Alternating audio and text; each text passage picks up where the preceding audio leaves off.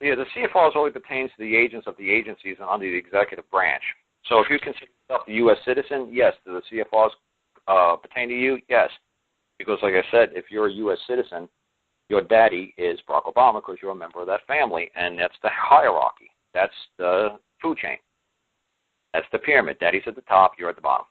You know, whether it's you're a member of that family or the Gambino crime family, they're going to have the crime boss. They're going to have John Gotti at the top. You're going to answer to somebody when you're a citizen or you're a member of a family. You're going to be part of the food chain somewhere. And even as a daddy, daddies know that they take on the full burden of liability if a child of theirs throws a rock through somebody's window. They're not going to sue the child. They're going to sue daddy.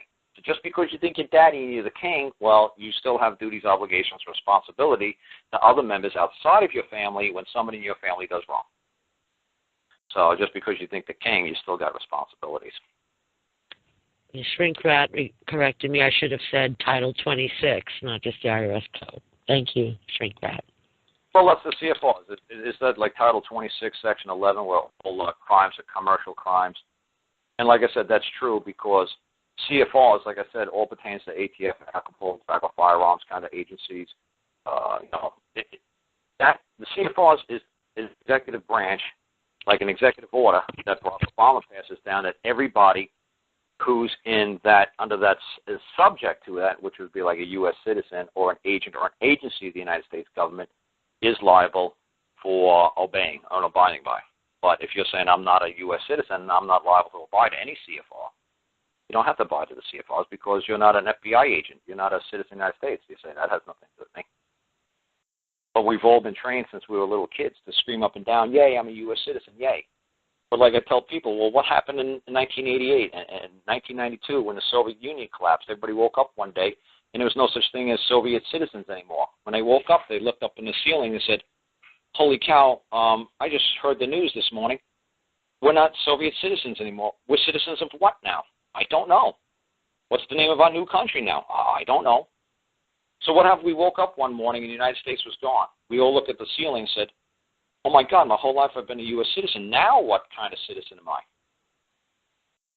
You see, so that's what I'm saying. Just because you say, everybody says, oh, United States citizen, oh, that's going to last forever. Well, I'm sure the Soviet citizens thought the same thing.